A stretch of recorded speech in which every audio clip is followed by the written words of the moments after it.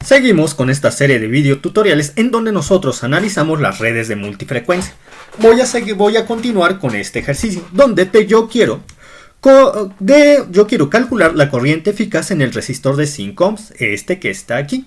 Para este caso, yo tengo que la fuente de alimentación se comporta de acuerdo a esta función periódica que es par. ¿Y como yo sé que es una función par? Porque ¿qué pasaría si esta señal se propagara en el semiplano izquierdo? Es decir, cuando t es menor a 0.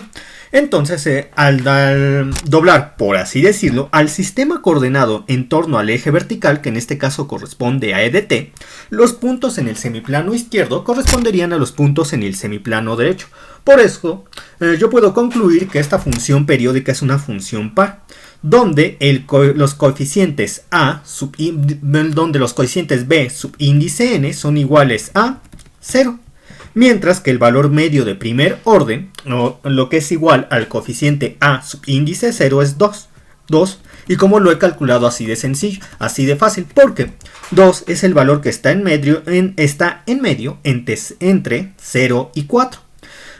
Cuando yo tengo una función par, siendo que ésta responde a una señal cuadrada, donde el pulso superior dura lo mismo que el pulso inferior, entonces yo puedo deducir fácilmente que el valor medio de primer orden es el punto que esté a la mitad entre el valor del pulso inferior, que en este caso es 0, y el valor del subpulso superior, que en este caso es 4.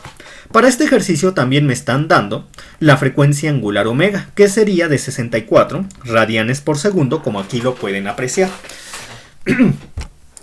Y de los anteriores videotutoriales nosotros ya podemos deducir la serie que define el comportamiento de esta fuente de voltaje de una forma sencilla. Ya lo hemos hecho a través de la comprobación siguiendo todo el proceso largo matemático y hemos comprobado que dicho proceso matemático que incluye a la integral se puede resumir para llegar a la serie que define el comportamiento de la fuente de la siguiente manera. Bien, ¿qué parte del pulso está intersectando al eje E de t? Es el pulso superior. ¿Qué valor tenemos para el pulso superior? 4. Por lo tanto, como es el pulso superior y es un 4, le corresponde un menos 2 veces de 4. Menos 2 veces de 4 es menos 8. Menos 8, aquí va el coeficiente a 0 y sería menos 8 entre pi, y lo que siempre escribimos para este tipo de señales, funciones pares cuadradas, que es la suma desde n igual con 1 hacia este infinito de 1 entre 2n menos 1 de menos 1 a la n del coseno de n menos 1 por omega por t. Pero hagan de cuenta que ustedes después de que ya lo hemos hecho como 3 veces, no confían en haber llegado a la serie que define el comportamiento de la fuente de voltaje de una manera tan rápida. Entonces, aquí les muestro el camino que parte a través de la integral, el cual es un tanto largo y tedioso. Y van a ver que se llegan exactamente a los mismos resultados para los coeficientes que multiplican a la función cosenoidal. Miren, aquí está todo el procedimiento para A1, A2, A3, y ustedes vean A subíndice 1, A subíndice 3, A subíndice 4, A subíndice 5. Van a ver que cuando ustedes utilicen esta expresión que yo deduje fácilmente, van a llegar a los mismos coeficientes. Y eso ya lo hemos comprobado en ejercicios anteriores. Entonces, ahora sí, yo voy a analizar mi red eléctrica. Aquí de hecho, aquí, como ustedes se podrán dar cuenta, en el enunciado 14 ya se hizo todo ese análisis y se llega a la conclusión que en efecto la serie que escribí desde un principio es la que representa el comportamiento de la fuente de voltaje. Desarrollando la serie tendría lo siguiente. Tendría lo que está escrito en el enunciado número 15. Ahora sí, es el momento de proceder a desarrollar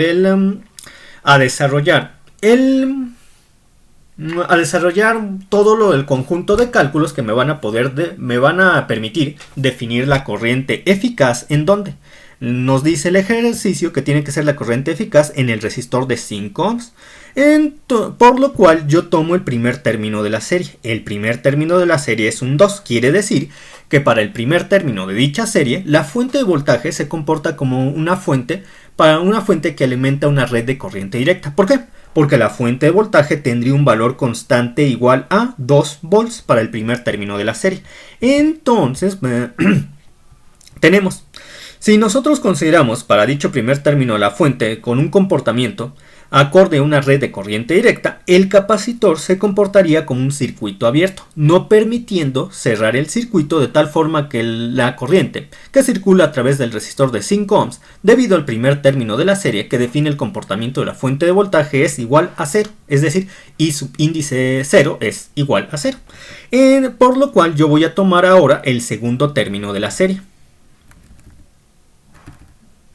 que es 8 entre pi por el coseno de omega t. Aplicando la relación directa entre las senoides y los números complejos, me da a 8 entre pi entre la raíz de 2 cis de 90 grados. Recuerden que es 90 grados porque aquí tenemos una función coseno.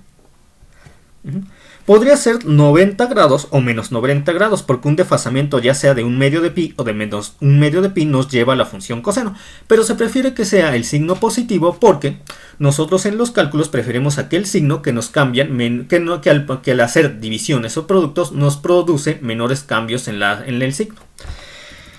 Muy bien, tenemos la red eléctrica analizada bajo una frecuencia angular ¿a qué? Bajo una frecuencia angular igual a 64 radianes por segundo. ¿Y por qué es igual a 64 radianes por segundo? Porque desde un principio nos están diciendo que la frecuencia angular omega es 64 radianes por segundo.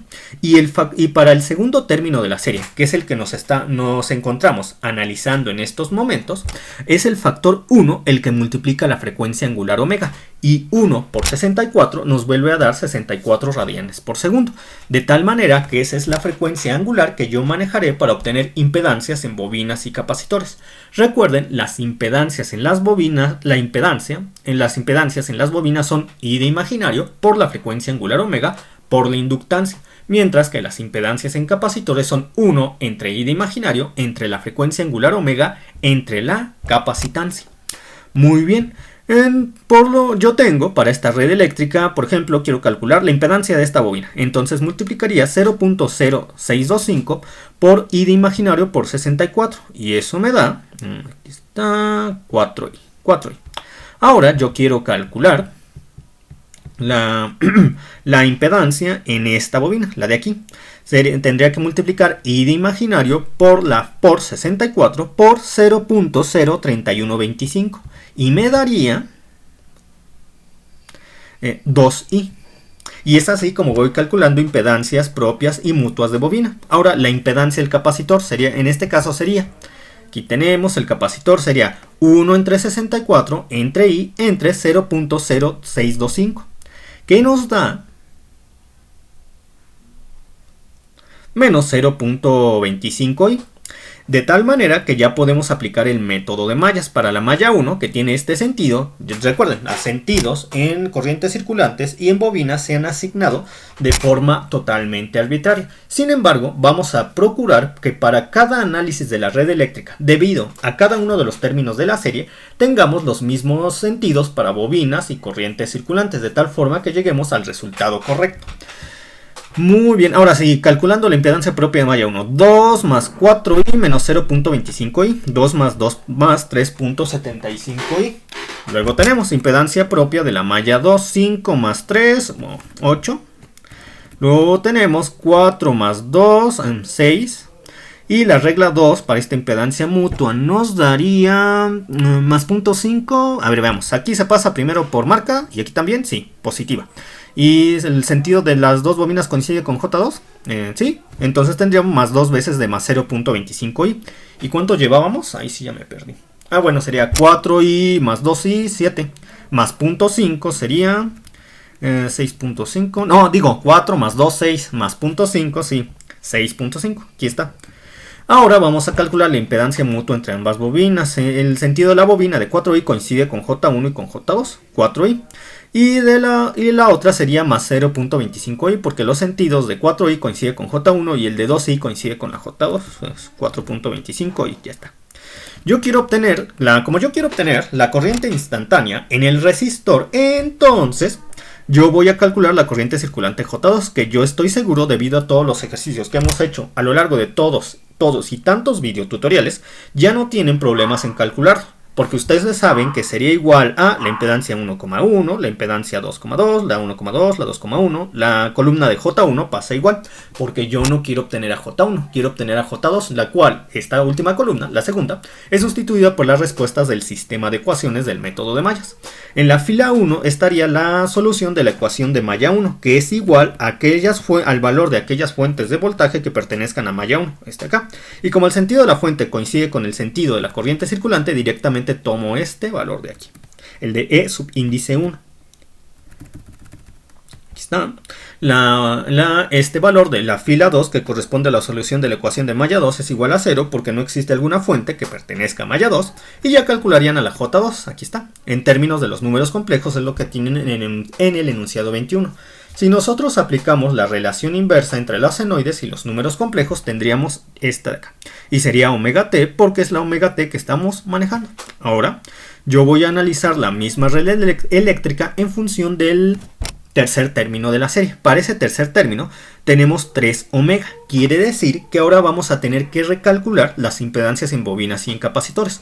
Ya no vamos a considerar 64 radianes por segundo, vamos a considerar 3 por 64 radianes por segundo para calcular dichas impedancias, que 64 por 3 es 180, 180 más 192, 192 radianes por segundo. Eso quiere decir que para calcular impedancias sin bobinas tendríamos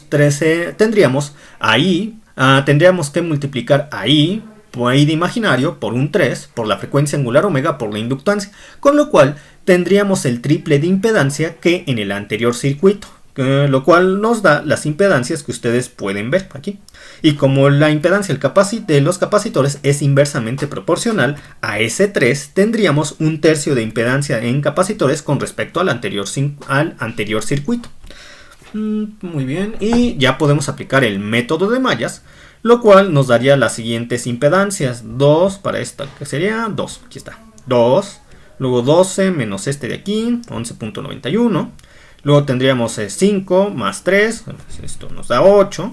Luego tendríamos 12i más 6i, 18, más 1.5i, 19.5i. Luego la impedancia mutua sería 12i menos 0.75, nos da 12i más 0.75, ya no me acordaba que era más y más. 12 más 0.75 y 12.75. Y obtenemos otra vez J2. Siguiendo el mismo razonamiento, porque la red eléctrica no cambió en la forma en la cual estaban conectados los elementos, cambió en lo que valían impedancias de bobinas y capacitores. Recuerden, las impedancias de los resistores nunca van a cambiar de acuerdo a la frecuencia angular omega, porque no dependen de la frecuencia angular omega. Y ya definiríamos a la corriente circulante J2. Igual aplicamos a la relación inversa entre las senoides y los números complejos para colocar dicho resultado en el dominio del tiempo. Y recuerden, he colocado los subíndices de acuerdo a aquel factor, 3, que multiplica la frecuencia angular omega. Vuelvo a hacer el análisis de la red eléctrica, pero ahora para impedancias de bobinas y capacitores considero que tengo 5 omega. Con lo cual yo tendré una impedancia 5 veces superior o por 5 con respecto a las impedancias que calculé para el primer circuito debido al segundo término de la serie, y una quinta parte de las impedancias de los capacitores de acuerdo al circuito, de acuerdo a las impedancias del circuito bajo en función de 1 omega. Muy bien. Y de nuevo van a calcular impedancias propias y mutuas de malla, obtienen la corriente circulante J2 y ahora obtendrían la corriente circulante J2 debido a que el factor 5, por eso aquí tenemos como subíndice 5, es el que multiplica la frecuencia angular omega. Al final suman sus 3 respuestas y ya tendrían la corriente circulante J2 expresada en términos de una serie. Como ustedes quieren obtener la corriente eficaz en el resistor, siendo que este resistor de 5 ohms pertenece exclusivamente a la malla 2 por donde circula la corriente circulante, valga la redundancia, la corriente circulante J2, entonces van a definir lo siguiente.